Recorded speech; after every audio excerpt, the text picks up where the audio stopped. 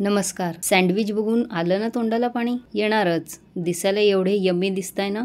मग तुम्हालाही बनवायचा मोह झालाय का? चला तर मग बनवूया.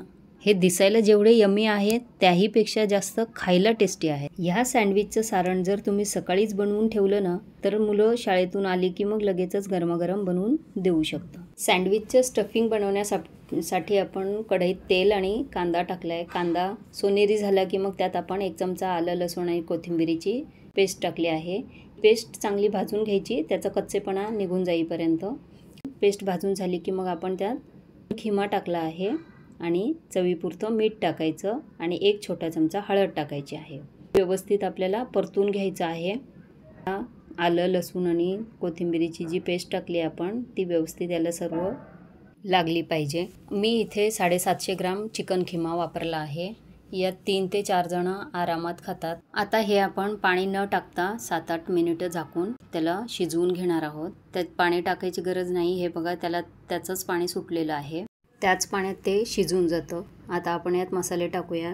1 मोठा चमचा लाल मिरची पावडर, 1 मोठा चमचा गरम मसाला, 1 मोठा चमचा धणेपूड आणि 1 छोटा चमचा काळी मिरी कुटून घेतली आहे बारीक, ती टाकली आहे. आणि 1 चमचा आपल्याला टोमॅटो केचप टाकायचा आहे आणि 1 चमचा चिली गार्लिक पेस्ट टाकायची. चिली गार्लिक पेस्टची रेसिपी माझ्या चॅनलवर आहे, ती तुम्ही बघू शकता. ही तुम्ही बनवून ठेवू शकता. 1 महिनाभर 15 दिवस छान राहते फ्रीजमध्ये.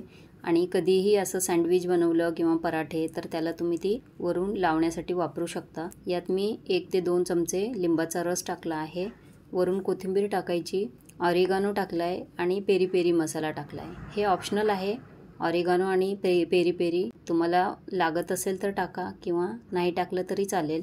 आता हे सर्व मसाले व्यवस्थित मिक्स करून घ्यायचे. तुम्हाला जर माझ्या रेसिपी आवडत असतील तर मालाच किचनला लाईक, शेअर अँड सबस्क्राईब करा. हे बघा, यातलं मी अर्धं मिश्रण काढून घेते आणि अर्ध्या मिश्रणात आपण चीज टाकणार आहोत. ज्यांना चीज आवडतं त्यांच्यासाठी आपण चीज टाकून बनवायचं आहे आणि ज्यांना चीज आवडत नाही त्यांच्यासाठी ते वेगळं काढलं आहे. हे सारण आपल्याला पूर्ण कोरडं करायचं नाहीये, किंचित ओलसर ठेवायचं आहे. चीज टाकल्यावर आपण हे 2 मिनिटं झाकून ठेवायचं, म्हणजे ते चीज छान मेल्ट होतं आणि मग त्याला आपण मिक्स करून घ्यायचं आहे. वाढत्या वयाच्या मुलांना आठवड्यातून एकदा नक्की असे सँडविच द्या तुम्ही. म्हणजे जी मुलं चिकनचे पीस खायला नको नको म्हणतात ना त्यांच्यासाठी ही बेस्ट रेसिपी आहे. हे अशा प्रकारे आपण जर त्यांना चिकन दिलं ना तर मग ते आवडीने चिकन खातील.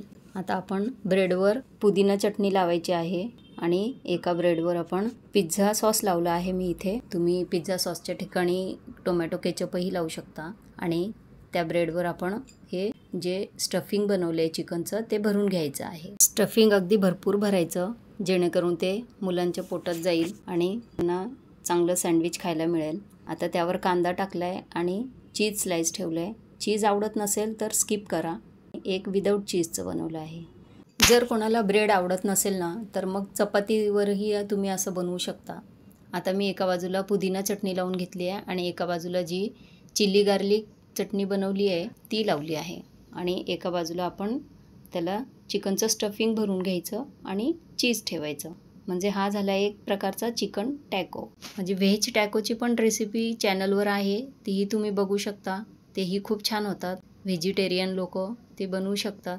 आता आपण याला आणखी हेल्दी बनवण्यासाठी इथे तुपाचा वापर करणार आहोत. हे घरगुती तूप आहे. तुपाची रेसिपी माझ्या चॅनलवर आहे.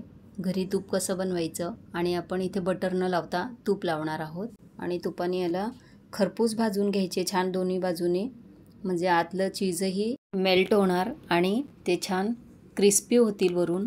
टॅकोला सुद्धा दोन्ही बाजूनी छान कडक होईपर्यंत भाजून घ्यायचं. छान क्रंची लागतं हे खाताना. सारण अजिबात बाहेर पडत नाही आणि पुदिना चटणीबरोबर याला सर्व करा तुम्ही. व्हेज सँडविच तुम्ही खूप खाल्ले असतील आत्तापर्यंत, पण एकदा हा नॉनव्हेज सँडविच बनवून बघा. तुमच्या घरच्यांना सर्वांना खूप खूप आवडेल.